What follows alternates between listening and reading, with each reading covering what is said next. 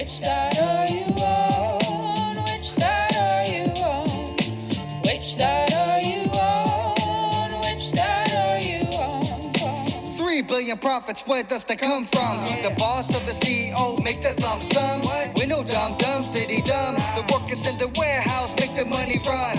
All the truck drivers in the heater cold. Beat the heater, beat the stove. The truck's burning up, no AC in the vehicle. Do you stand with your class? The folk don't let the moment pass. The workers, right, we've learned from our history. We win through a struggle, we don't win from the sympathy. The same goes for the union sellout. Sean Bryan, get the hell out. Biden made you bail out. With leadership on a leash by UPS, the government, and BlackRock thieves. We got a world to win. United, we are strong. Which side are you on? Yeah. My name is Chantelle. I'm a UPS part-timer in Secaucus, New Jersey, in Local 177. Good evening. I'm Jennifer Hancock. I'm a Teamster here in Richmond, Virginia, out of Local 322, and I'm a part-timer inside the building and been working for UPS for 33 years. Hi, everyone. I'm Tony. I'm a UPS Teamster and a part-timer warehouse worker at UPS in Seattle, Washington. Hey everybody, Colleen, Local 70 in Oakland, California. Work outside on the ramp at the airport. What's up, everybody? I'm Will Hale. I'm a Teamster, UPSer, steward out of Denton, Texas, Local 767. I am Jess. I'm out of Local 728 in Atlanta. I am a part-timer at UPS. 7 years and a 5-year shop steward on the Griffin preload. Thanks for being here, everybody. Good afternoon, brothers and sisters. This is Big Will, out of Teamsters Local 396, Metro Los Angeles, 30-year UPS driver veteran. Buenas tardes, comrades. My name is Jose Francisco Negrete. I am a 26-year part-timer, Local 952 from the Twilight. Thank you, everybody, for being here. Just a few details about how to get involved with TM if you aren't already. We have these general membership meetings every other month on the third Sunday. So our next one is on September 15th. If you're interested in getting involved in the actual kind of organizing work of TM, we have organizing committee meetings every other Sunday at 2. And then the steering committee meets every other Sunday as well. We have a WhatsApp chat which people can join. There's just like kind of a brief form if you could fill out if you haven't already, just so you can share some information about yourself, how you'd like to be involved. And then if you're interested in joining the organizing committee, we'll reach out and invite you to the Discord where we have some more in-depth discussion than the WhatsApp. I've been a member of TDU since May of last year. I attended the convention last year in November. I ran for the steering committee. We got a lot of support at the TDU convention. It was a really great experience. We met a lot of great people, a lot of like-minded people. So when June came around, I realized that my 1 year had passed. So I went in, I renewed my membership. I received a letter in the mail, and it had a letter thanking me for renewing my membership, inviting me to this year's convention, and it included my membership card that had my name handwritten and that it was valid until June of 2025. So the first week of July, I get an automated email saying that my membership dues had been refunded to my card. And I reached out to the contact email that was listed, which was Peter Landon. I reached out for clarification on why my membership dues had been refunded to my card. And I just received the vague response that TDU reserves the right to exclude anyone that opposes TDU and its principles. And accordingly, the co-chairs had voted to reject my membership renewal. So no real answers as to why they had chosen to ban me. So we have put out this statement and this petition asking for them to either reinstate my membership or produce evidence to support the allegations that they've made against me. So if you guys would read that and consider signing on, that would be much appreciated. We believe in transparency, democracy. To be accused of being unprincipled, that's a really big accusation. So they need to either support something, they need to produce something that supports that, or put my membership back in place. So, we're hopeful that they will choose to do the right thing. So anybody that believes in, the process of transparency and giving people answers to support the allegations that they've made, if you would please sign on to that petition, we would appreciate it very much. Thanks. And now just a few of us will talk about give some context for what's been happening, as well as some of our own views from the steering committee. In December, the IBT held 5 roundtables with various presidential candidates, with rank and file members who were selected by the IBT. As far as I know, the only information that we've gotten about these roundtables are the kind of press conference or press releases that the IBT has sent out on kind of highlights on, what the various candidates said. And then in December and January, the IBT donated $45,000 to the DNC and then to the RNC. As people know, in January, O'Brien met with Trump at Mar-a-Lago, did the thumbs up picture, and then held a roundtable with Trump in DC. Reportedly, they tried to meet with Biden around the same time, but that ended up happening in March. I think most of us participated in the straw poll events that our locals held. I remember hearing, I think maybe it was on Richard Hooker's live stream, that 8,000 people participated in those straw polls, and that the IBT had those results, and maybe we were going to release them, but I don't think we've seen any of those results. And then also that they're going to be holding another, an online straw poll, which members can vote in, which will be sent out in the Teamsters magazine. If anyone has more updated information on those things or clarifications or corrections, please drop that in the chat. Jess will be talking about kind of what the straw polls really represented and what the IBT was aiming to do with those. And then obviously on Monday, O'Brien spoke at the RNC, which Jennifer is going to speak about in a bit. So as Teamsters Mobilize, we've been talking about the election for the last few general membership meetings. We thought it would be important to hold another meeting just to discuss this topic, because there's a lot to say, there's a lot that's been happening, and there's not a lot of forums within the Teamsters to actually talk in depth about these things. And in terms of the question of well, should unions be doing anything with regards to politics? At least those of us on the steering committee think that in order to really be able to push forward the working class struggle and continue to, our unions need to organize, not just workers in particular companies or industries or for certain contracts, but also organize to make political demands of the government so that we can fight for changes that ultimately affect all workers in this country. However, there's a big difference between organizing workers and Teamsters members to fight for political changes and cozying up to politicians from the Democratic and Republican parties. And really that's what O'Brien and the IBT have been doing. They've been doing the latter. They haven't made any real effort to organize Teamsters, even in our own contract campaigns and strikes. They've done a lot to actually, crush strikes, or not even go on strike, as we saw with the UPS contract, and instead have cut backroom deals with the companies in coordination with the Biden administration. And it feels like O'Brien uses every chance he gets to praise politicians, whether or not they're from the Democratic Party or now increasingly from the Republican Party. And O'Brien has been saying that some of these politicians have shown that they really care about workers, whether it's Biden or Hawley or JD Vance, when it's, I think pretty clear that all of these politicians have shown their allegiance is actually to their parties, which serve the capitalists and not the workers. And some of them will at some times take a stand that they think is politically advantageous, sponsor some kind of labor legislation or walk on a picket line, especially in an election year like this year. But we really have to see these actions for what they are and not be fooled into thinking oh, this means that actually all these politicians are actually pro-labor.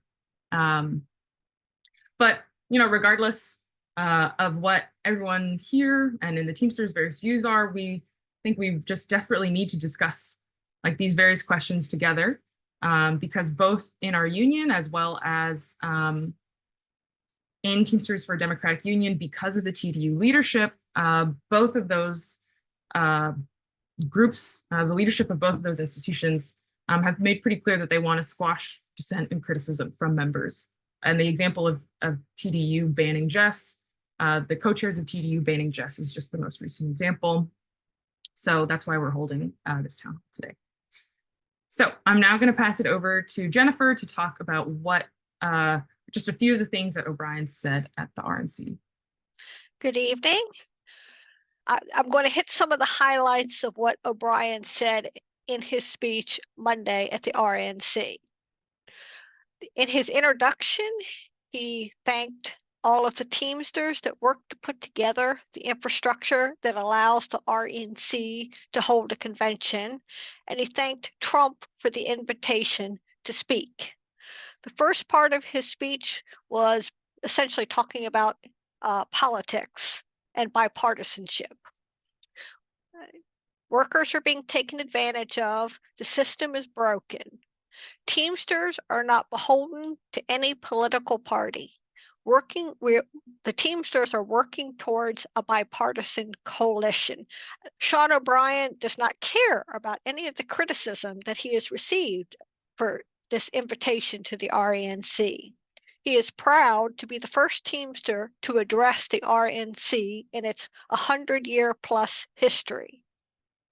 The invite to the RNC caused political unrest on both sides of the political aisle. On the right, pro-business interest pressured the RNC to rescind the invite. The left called him a traitor. Trump had the backbone to invite him. Trump stands up for himself and his beliefs. He is a tough SOB. His new administration, Sean O'Brien's new administration, has pursued a bipartisanship strategy since day one. This strategy is not new to the Teamsters. The Teamsters have previously endorsed for president Nixon, Reagan, and one of the Bushes. Sean O'Brien does not care about the political affiliation of any of these politicians, Republican, Democrat, or Independent. He cares about what politicians are doing for workers. Sean O'Brien is a union negotiator.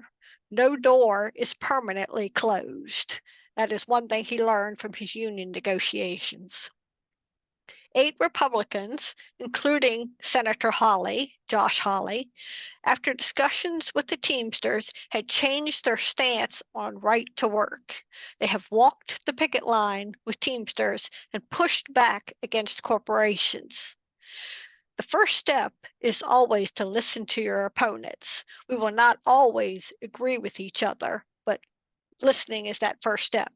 Okay, this is the second part of his speech, which was addressing typical business criticisms, such as unions are bad for business. UPS has had a union for over a century. I'm a UPS worker, sorry. UPS has over 350,000 workers and is doing very well for itself. Unions don't kill businesses, and UPS does not provide these benefits to the workers out of the goodness of their own heart. Teamsters negotiated for those benefits. Then he segued into Amazon. Amazon, if it was ranked as a economy, like a nation economy, would currently be the 14th largest economy in the world. And the one talking point that I've seen several places, elites have no party. Elites have no nation. The balance sheet at the expense of the American worker. He moves into politics and Teamsters. Survival of a politician's career is the biggest goal in Washington, D.C. Talk isn't cheap. It's very expensive and comes at the expense of the working people. We currently have a caste system here in America. with working people at the bottom, of course. During the pandemic, working people were briefly essential workers and moved up in the caste system. Working people are back to being taken for granted. Wall Street does very well for itself while regular people's incomes shrink due to inflation. America, and he ended it with American workers own this nation. We are not renters, we are not tenants. And then he wrapped it up with, we need trade policies that put Americans first. Companies need to stay in America. These companies should be easy to organize. We need bankruptcy reform. He was referring to yellow freight there. Labor law needs to be reformed. He talked about, he compared firing organizers, union organizers, to economic terrorism and the terror of being out of a job. We need corporate welfare reform. He used Walmart as an example there, with Walmart employees making so little that they can actually apply for welfare. Basically, that American citizens are subsidizing Walmart. Put workers first. Long-term investments in the American worker. And then he wrapped up with talking about he had been fighting for workers, union and non-union, since 2021. We need to embrace cooperation among Republicans, Democrats, and independents to make a stronger nation. Sean O'Brien loves America. Teamsters love America. Teamsters are also responsible for moving America, rail, truck, and flight. There are 3 million Teamsters. If Sean O'Brien loses the next election because of his bipartisan approach, well, he still has his seniority and he still has his CDL. He has the freedom to speak his mind and fight like hell. This is some of the backlash or some of the responses that he got after that speech. There is a Labor Notes article that some of you may find of some interest by Alexandria Bradbury that was put out on the 18th. Viewpoint, O'Brien's speech played into Republicans' phony pro-worker rebrand that might be of some interest. And lastly, this is for those who do not spend all your time online. Like I said, you may be interested in some of this. Sean O'Brien responded to a tweet by Senator Hawley that cast some doubt on Sean O'Brien's support of the LBGT plus caucus, and then had to put out a letter saying that of course he supported the LBGT plus caucus. And I'm sure some folks can probably speak on that in more detail later if they want to. Thanks, Jennifer. I'll pass it over to Jess to talk about this kind of question of democracy in our own union and the previous straw polls that we participated in. Okay, so Sean O'Brien, when he was up for election, he ran on being transparent. He wanted to bring reform and democracy and member involvement to the union. We were all tired of the old guard, as we call it, or the officers. Let's not forget that O'Brien was a Hoffa. He was very much a Hoffa man. They didn't really have a falling out until a disagreement at the very end. So when Sean talks about getting rid of the old guard, he's talking about people like himself. So as soon as O'Brien took office, one of the things he did was he terminated a lot of people of color. Those people actually sought out justice, and they won a lawsuit that had to pay out a lot of money because it was determined that he was wrongful in firing those people. That came out this year, so that was a long time in the making. And they still, the IBT and TDU refers to it as alleged discrimination, even though that lawsuit has been paid out to those people that were done wrong. And they filled those seats largely with white people. And, when back in the fall of 2022, nationwide, we had contract proposal meetings. And anybody and everybody could come to those meetings. They could present anything from one article that they wanted to see changed to the entire contract. They presented those, they brought those forward to the mic, they turned in paper copies of contract proposals. Thousands of contract proposals were submitted. And what I had hoped to see is I hoped that the IBT was going to take these proposals and pour over them and take those things that showed up again and again and again and again that so many members were asking for and come up with a comprehensive proposal. Hey, we took all you guys' proposals, we studied them. Here's what we came up with after going over these proposals. Does this look like what all you all are asking for? Not only did we get no feedback from those proposals, still to this day, we have no idea what the Teamsters presented on our behalf at contract negotiations. You know, he ran on like ending the brownout being the members being kept in the dark during these negotiations. But he did the opposite of that. It was business as usual. Everybody that was part of the negotiations had to sign non-disclosure agreements that they would not speak about it outside of that room. So in the whole process, the IBT, they knew exactly what was going on. The company knew exactly what was going on. The only people who did it were the members, the one who the contract directly affects. It's our lives, our futures, and we were the only party kept in the dark. We need open bargaining. We need to know exactly what's being presented on our behalf. How can we know how hard the union is fighting for us if we have no idea what it is they're asking for? So, you know, we want to see that. We want to see open bargaining. That was one of the resolutions that we brought forward at the TDU convention last year, and it was very much shot down as being unrealistic. But it's not unrealistic. It can work, and it's what the people want. People want to know what's going on. People want transparency. And, you know, having these contract proposal meetings, having these straw polls, this gives the members the illusion of transparency. It makes members feel like their voice is being heard, even though nothing is coming from that. We're getting zero results. We haven't seen results from the straw polls. We have not seen results from the roundtables that they said they were, hosting. They did the first ones in January. We never saw what questions they asked these candidates. We never saw their answers. We have no idea what was discussed.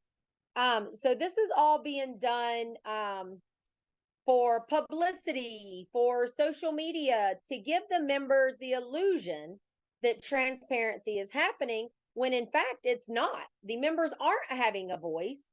We're not being given what he promised would be given. And, you know, I think we need to call that out. We need to bring to light, hey, all these things that we were promised, none of these things are happening. And that's still what the majority of the people want. They want to feel like their voice is being heard, and they want to see results. Like I say, it's been all talk and no walk. So, you know, we need to make sure that we're putting somebody in office that is actually going to do what they say they're going to do. And this isn't happening under Sean O'Brien. And I am definitely in favor of putting someone else in office for the general presidency in 2026. So these developments highlight the importance of Teamsters Mobilize's fight against class collaboration between our union leaders, the corporations, and the two parties that represent them. Well, Sean O'Brien talked about taking on corporate America and fighting for the American worker. What have we actually seen under his leadership in the IBT? In 2022, Sean O'Brien sided with Biden and the bipartisan coalition in Congress when they prohibited a strike of the railroad workers and imposed a sellout contract against the vote of the majority of railroad workers. In 2023, for the UPS contract, as some other members have talked about already, Sean O'Brien violated his own campaign promise of open bargaining and required all bargaining committee members to sign non-disclosure agreements, continuing the hated brownout practice of the Hoffa Old Guard that kept Teamsters workers in the dark about the actual proposals being put forward by the union and the company during negotiations. While talking big shit about our strike readiness, O'Brien met behind closed doors with Biden and Tomei to craft a last-minute sellout tentative agreement, which rejected clear demands like COLA for pensions, AC Now and package cars, raises that keep up with the soaring inflation, $25 an hour starting wage for part-timers, and no new tiers. He then paid the New York City PR firm Berlin Rosen about $2 million in total last year to sell this sellout TA to the membership with, videos and media graphics praising it as a historic win, the likes of which the union movement's never seen before. So we have to take back our unions from these kind of class collaborators like Sean O'Brien, who are showing themselves willing to slap asses with opportunists in both capitalist parties, the Republicans and the Democrats. We have to organize a united front of active Teamsters who see the basis to struggle against this class collaborationism of our current union leadership and seize leadership ourselves. Then we can set a militant agenda for our union where we actually utilize our leverage in strikes to win economic gains for workers and use these gains to launch real organizing drives at Amazon and other key companies. With this increased leverage, we can begin to build with other unions for the formation of a labor party, running its own candidates against the Democrats and Republicans with a clear working class agenda that puts forward real political demands independent from both of the parties. Thanks, Tony. Okay, so apologies that I do realize our kind of introductory remarks ran a little long, but hopefully people are able to still stick around, maybe, to share your thoughts. So if people could just put their hand up with the raise hand function. If you're not able to do that for whatever reason, just say in the chat you'd like to be added to Stack, and then I'll keep track of that. And then again, if people could just aim to keep your comments at 3 minutes, and I'll send a little message in the chat once you've hit 3 minutes if you happen to. So yes, please go ahead, Tisok. Yeah, hey everybody. Tisok Aranas, trustee local 223. I was asked to give some context and comments on the delegates meeting that I attended yesterday, which Sean was at and gave a speech. And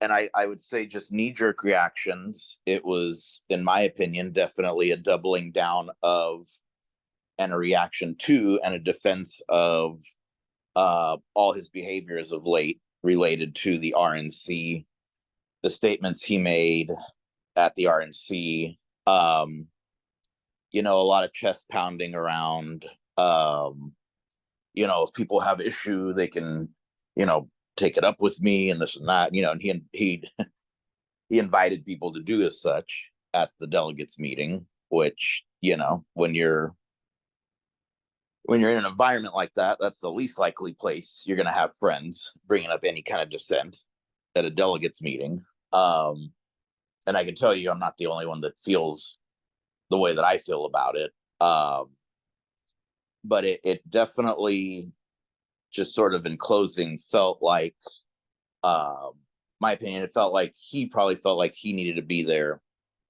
to defend his position on everything that's going on lately and attempt to rally, his loyalists, because there's so much pushback on this from the movement as a whole, obviously, and within our union. So, I mean, I could talk more about this particular topic, but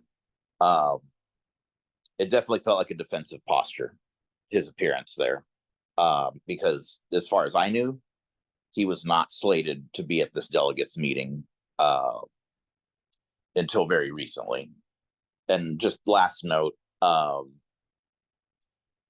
I know he was he brought up some correspondence that he got from some folks at my local that he felt I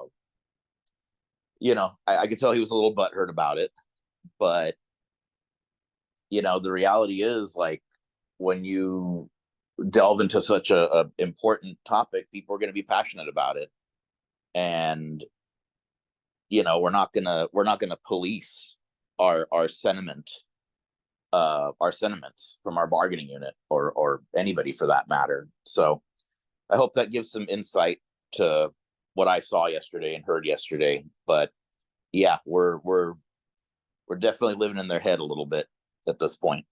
Thanks all. Yeah, thanks to the co-chairs for the introduction. I think this is a really important conversation. I think just on some of the prompts that are in this screen, I think on the one hand, it's positive that unlike most unions who have just kind of had the fastest ever historical endorsement of Joe Biden, that IBT has held out. I think there's a positive element to kind of having some demands on an endorsement, in terms of saying, like, you didn't show up for yellow. I mean, of course, I agree with what people have said in terms of criticizing the collusion between Sean O'Brien and Biden on the rail strike, as well as the UPS strike. But like, just starting to draw out like what in this is positive that we could kind of point to. But I mean, I think unfortunately that's kind of where it ends. Then the in kind of running cover for the RNC, for JD Vance, for Josh Hawley, and especially for Trump as any kind of representatives for workers, I think is just not at all something that we can accept. And I think it has to go beyond just sort of the knee-jerk like Democrat response of like, oh, these people are shameful, but like, what is their record, right? I thought it was really shocking to see Sean O'Brien say that JD Vance was not backed by think tanks and millionaires. Like, what a joke. And I think that's something we can definitely emphasize and draw out. I mean, also the 45,000 that was given of Teamster money. Why are we giving money to the same to the same Republican Party that Tomei donated to? But yeah, I'd be curious what people here think about having a Teamster Mobilize visible contingent at the Disrupt DNC protests. I've seen a lot of energy sort of churning up about that those protests are going to be the largest since 1968. I know I'm planning to be there as part of Worker Strike Back, and I think having like the Teamsters as a visible contingent would be really powerful. And I know that a lot of people who are going want to use that as a jumping off point for a conversation on like using that organization to further the discussion for a Labor Party. I think also within that, I know I'll be supporting Jill Stein. I think, that is something that we could also be discussing about who's the strongest pro-worker, anti-war candidate. And yeah, I think that was kind of the main thing. And I think also like it could be, maybe there has been a statement and I just missed it, but like sort of drawing some of these points out from the point of view of Teamsters Mobilize. I think also like kind of picking through how talking about endorsing Nixon and Reagan is not something that our union is proud of at all. And in fact, endorsing Reagan, who then went on to be, I mean, I guess basically the most anti-union president in history, as a reaction to the deregulation of the trucking industry from Carter, shows that like the prison of lesser evilism has been like a decades long shackles on the labor movement, and that we desperately need a new party. I hope everybody could hear me. Great points, Comrade Emily. I'm no fan of our general president, but there's some things that I kind of liked when he spoke on Monday. The biggest thing being that the Teamsters and labor in general shouldn't be beholden to any political party. I think that was a great statement by him. And like Emily was talking about, we need to start a formation of a workers' party. We've been taken granted for by the Democratic Party for too long. Joe Biden, Genocide Joe, had the chance to, when he went into office, to pass the PRO Act with a strictly partisan vote. I believe with Kamala Harris being the tie-breaking vote in the Senate. If I'm correct, if I'm incorrect, please somebody correct me. You know what, he didn't do that. We all know what he did with the railroad strike. In UPS, he had Celeste Drake participate in negotiations on behalf of the president. You know, because if we would have gone on strike, 6% of the GDP would have froze, and at that time, inflation was high. So the White House had an interest to in that contract, the negotiations. You know, everything else about the speech. You know, when he talks about American workers, and you're speaking in a venue that had signs that said mass deportation, right? What you're just giving them raw meat to those guys. You're talking about the American worker. You're leaving out immigrants. My parents, same like others, came here undocumented. You know, I'm first generation Mexicano, Americano, Chicano. You know that if I go somewhere, who's to say, you know, somebody will look at me, they'll probably look, well, you know, he's probably an immigrant. You know, it's just he played into their hands. You know, and I'm not going to talk about his acknowledgement of JD Vance and Josh Hawley. You know, it's pathetic, but it's alarming that the Republican Party is taking this pseudo working class message, you know, to the masses, and we must fight back against it. You know, I don't understand this bipartisan coalition. You know, it's just why do I want to go? Why do I want to negotiate with individuals that only seek to divide and conquer the working class? You know, it's mind-boggling. Yeah, I was gonna expand on exactly the point that you just had made, Jose. Like this whole concept of bipartisan coalition kind of makes it sound better, I guess, maybe if people aren't thinking about it too hard. But the question is, like, what are these two parties actually trying to do, and who and what do they represent?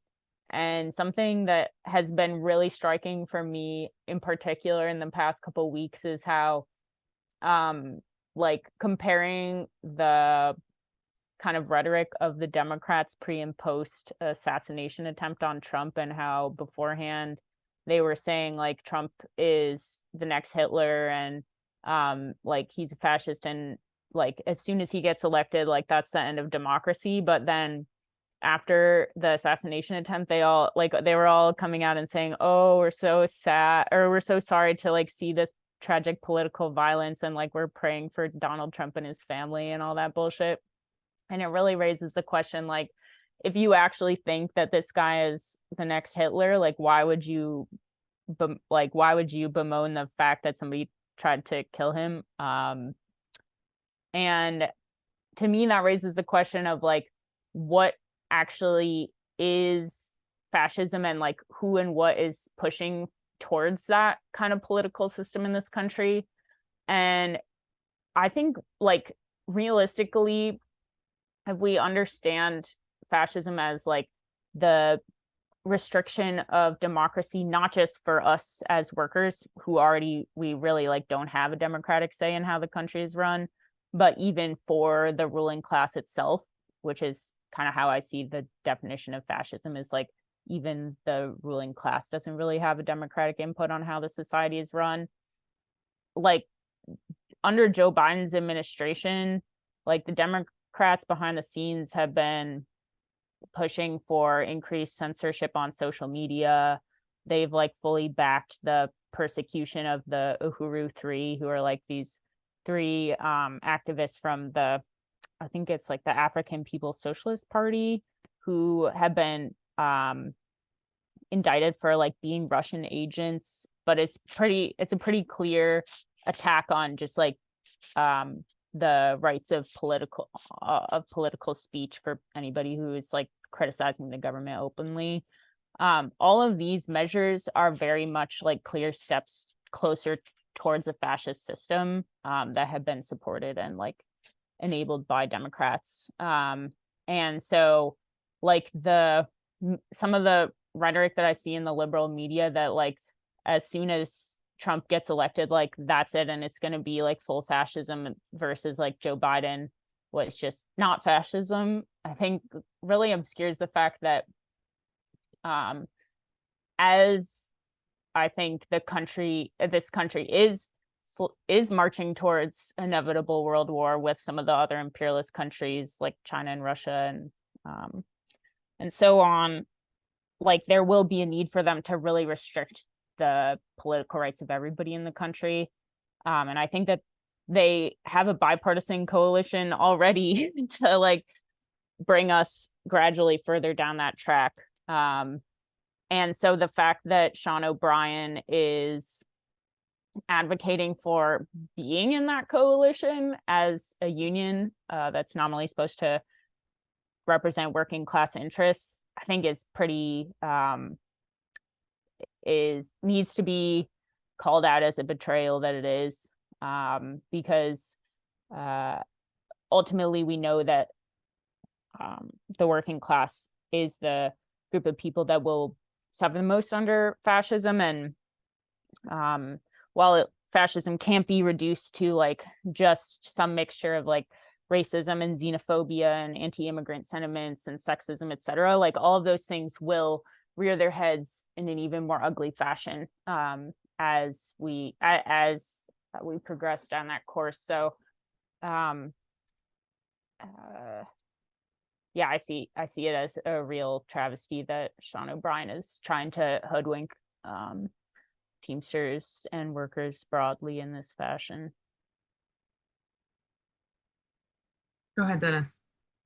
Yeah, I think one of the smartest things I've heard about O'Brien's appearance at the RNC is that whatever he said is less important than the legitimacy he gave them as representatives of workers by being there. That the middle class liberals already look at us like a bunch of Archie Bunker types, and you know, that will cement that idea further. It will make them more hostile to the things we want. I mean, this is another thing.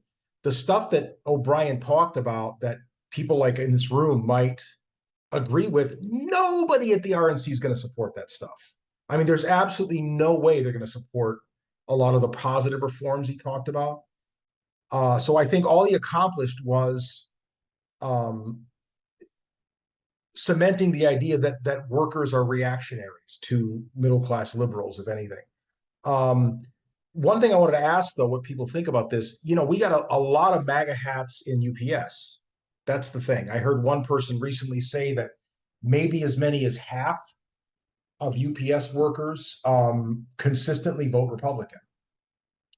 So I wonder to what extent that was a sop to those people to try to shore up a long-term support among that group, you know. I don't have an opinion, you know, I don't talk to the MAGA hats that much, but I wonder what other people might say about it. That's it. Thanks.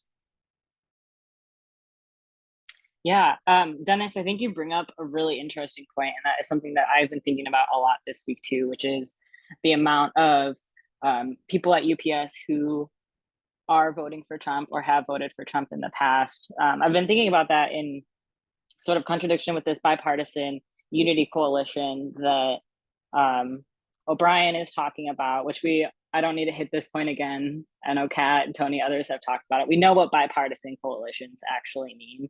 These coalitions are for war. They're for, you know, they support the arms companies. They like work together to crush the rail workers strike. And then class collaborationists like Sean O'Brien are able to then tout these victories of, you know, we won sick days for rail workers or a historic contract. But just beneath the surface, you don't even have to look that hard. You can tell that none of this is actually representative of the working class, which is what I think the key thing missing from this is that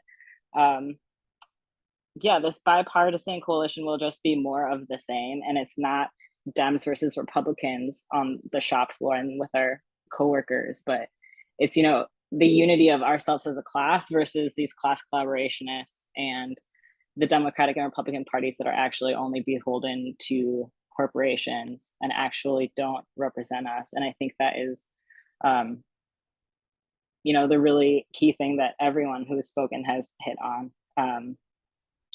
And yeah, I liked what Will Hell said, that we will rise and fall as a class. And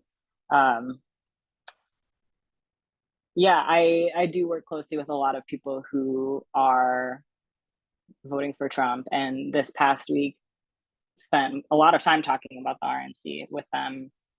And there is actually a lot to unite with when you understand that this is about classes and not about, these two parties or regular people like us, or, Democrats or Republicans. It's simply not the case. We actually have quite a lot to unite over. And yeah, it just really goes to show you that these parties are just this like covering over of this class situation that we're actually all existing under. And yeah, just to echo what everyone else said, we need to build up the independent political action of the working class and not be beholden and be looking to these parties and to leaders like Sean O'Brien to win us these crumbs, these supposed victories, when they actually don't have our interests in mind at all. Hello, this is Brother Joe, retired UPS steward, Teamsters Local 705. SOB is a scab and a class traitor, but another thing he is an opportunist. He was a hog fisher, right? He was part of the Hoffa regime, and then he said a little bit of tough talk and was removed as the negotiator for UPS. So then he opportunistically ran against Hoffa, and what he's doing, at the Republican National Convention is opportunism as well. One person talked about shoring up his base within the Teamsters, to get the support of Teamsters who support Trump and everything. That might be a part of it. One thing that's not mentioned, he might also have eyes on becoming the Secretary of Labor, following the footsteps of that scab. What was it? Another guy from Boston, Marty something or another, maybe, if I'm not mistaken. So yeah, he might be looking for his own opportunism. Another thing, this is like the lesser. It's kind of like the lesser of evils keeps on making us go further and further to the right. And moving maybe even the center even further to the right. And a coalition of Republicans and demon rats, when we actually, is garbage, when we actually need to build a Labor Party. But the thing is, the Labor Party is not going to come from the union officials, not the kind of Labor Party that we want. So yeah, we're not going to get it unless we organize, the rank and file members organize a Labor Party, a progressive working class Labor Party in the interest of workers. Because, if it comes from the union officials, it'll probably be a Labor Party like the Labor Party in, Great Britain. That's not nothing about labor. So we need to organize it, and I don't feel that, withholding, our support, I forget the word they were using, withholding our support, uncommitted is even enough. I mean, because we need, I don't think we're going to get any concessions out of them, by doing that. If we can, that's great, whatever. But we need, whether people support Jill Stein or support the World Socialist website candidate, whatever, which is, closer to my line of thinking, because we need to organize independently of the union officials, because they sell us out almost without exception, because they're not workers. I scratch my head for years why they sell us out almost without exception, because they're not workers. They're part of the petty bourgeoisie or the bourgeoisie. They manage workers, and they're not working class, so they don't have, our working class interests. And almost without exception, people are going to do what they think is in their class interest, especially if they're class conscious. So I'll just share a few quick thoughts in response to Dennis's question. I think he left actually. But in terms of how to talk to coworkers, who are voting for Trump. Yeah, I mean, I think like Charlie said, regardless of where our coworkers stand on electoral politics, it's important that we are fighting together, for our shared interests on the shop floor and in our union. I think in general, it's just important to be having political discussions with each other. And I think a lot of people are really like looking for that. And even if we do have disagreements, that we're able to at least raise them to each other and talk about what's going on in the society, and kind of struggle against the idea that it's not so worthwhile to talk about politics or be involved in it in any way. I just wanted to say, like, I have a number of coworkers who either previously voted for Trump or are kind of vaguely supportive of Trump, but really just because they have seen the pretty terrible situation under the Biden administration. The main issue that people have talked about is like the economy, and the very high inflation that we've seen in the last 4 years, just like worsening economic prospects, more and more layoffs. It's like the way that I think the Bureau of Labor Statistics puts out the statistics around jobs is like totally very skewed, and like how many people are actually unemployed and are not able to find employment, and how many of the jobs they say are being created are actually, a lot more kind of precarious part-time gig work.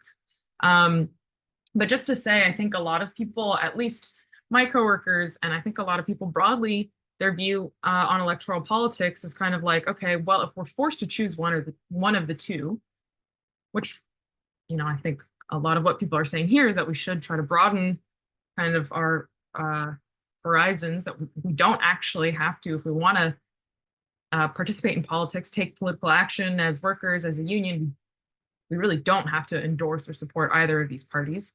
But when people feel like they have to, then it's kind of like, well, what's sort of like the most recent experience that we've had? It's been shit under Biden, so maybe Trump will be better. So yeah, I do think that's where at least a significant section of my coworkers are at. And so I think, in general, it's just like important to try to talk to people and see where their head is at, but also just say, we actually don't have to like support either of these parties. We're told that we have to, and that's the only way to engage in politics, but that's not the case. I know some people in the chat have been talking about like historical experiences of people organizing for a Labor Party in this country. I know there was probably the last largest significant kind of one was in the 90s. As a person like looking at the convention and hearing his speech, and what my political philosophy is you don't debate or you don't hold an audience with fascists, you smash them. And Sean O'Brien gave an audience to fascists and racist white nationalists. That's what he did. And anybody that points their membership into that crowd is just another fascist. You can call him what he is, social fascist, liberal fascist. I don't know what he is, but that to me, that's what it looks like. For somebody to stand there in front of a convention where they're going to deport, where they're talking about deporting 20 million of my people, is not my friend, isn't my labor leader, isn't somebody that I want to have anything to do with, because my grandparents came over here as immigrants. They started roots in Southern California, and because of their immigration, their sacrifice to come over here to this country, leaving everything behind in Mexico. I'm a Teamster today, 30-year Teamster because of that sacrifice. And anybody that gives an audience to those people isn't my friend at all. And I'm just surprised too, that in Southern California, right, especially in my local, that there hasn't been more outcry, because we're a majority Mexican American local, and in Orange County as well. Where are you guys at? Where are these voices at? We need to speak out, because, fascism isn't happening. It's already here.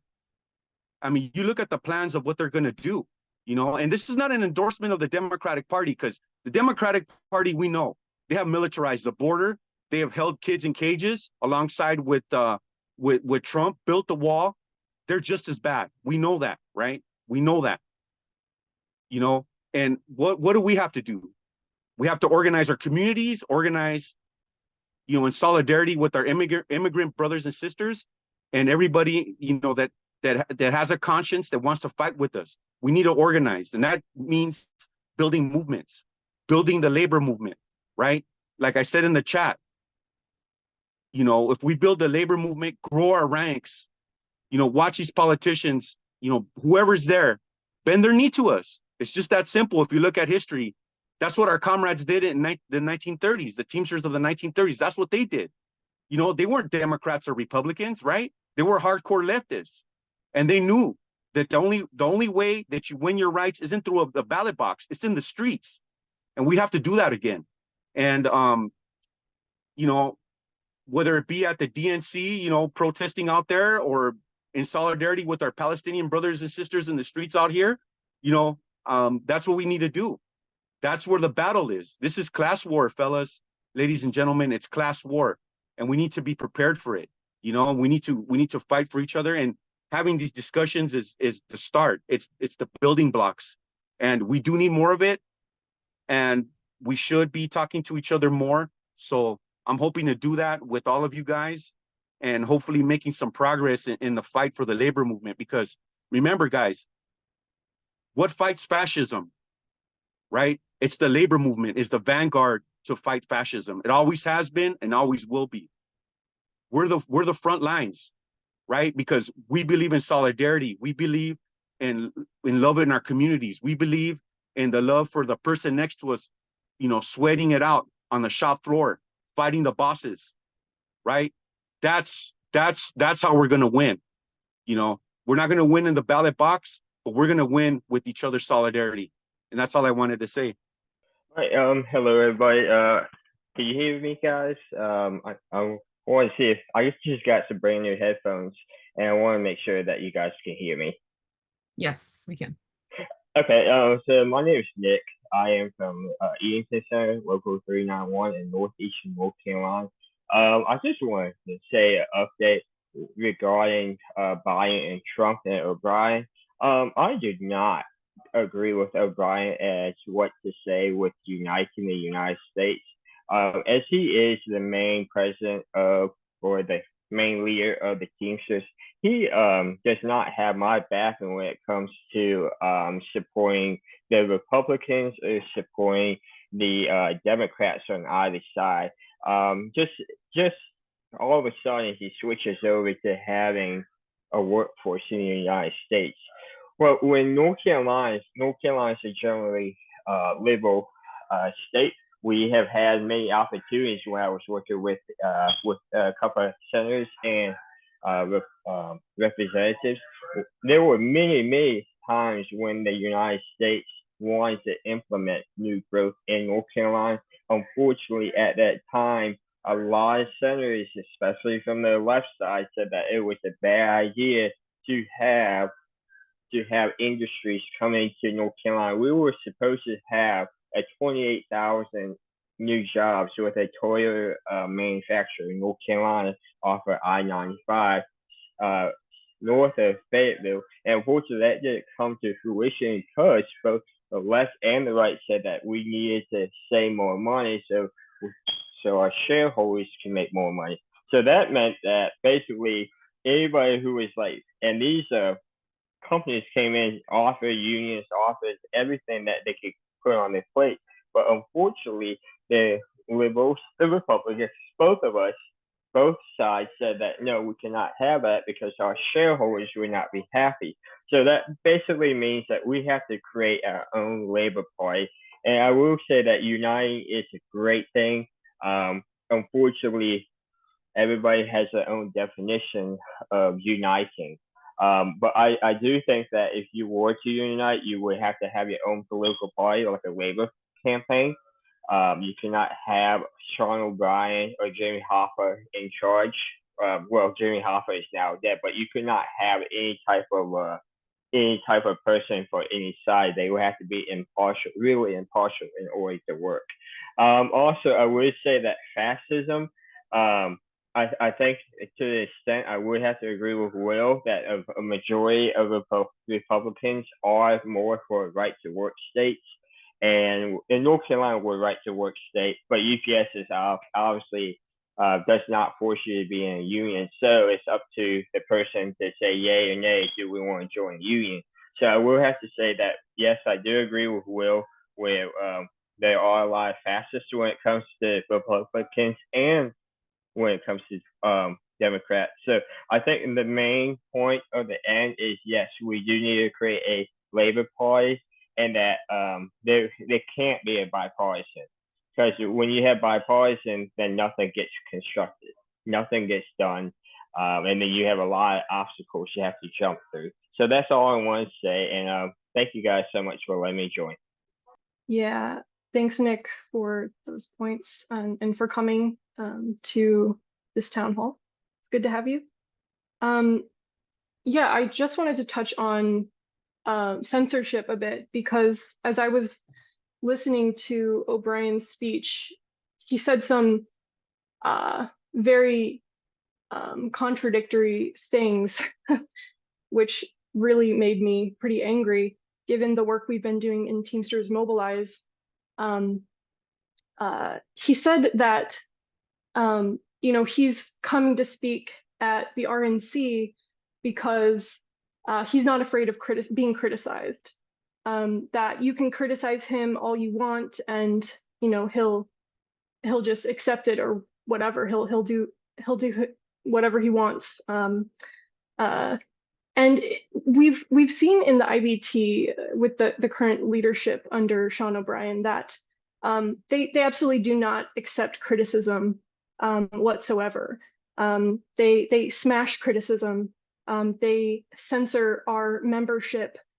They have spent millions of dollars paying union-busting law firms that have been used to attack Teamsters platforms where we can hold discussion like this, what we're doing right now, openly criticizing our leadership rightfully.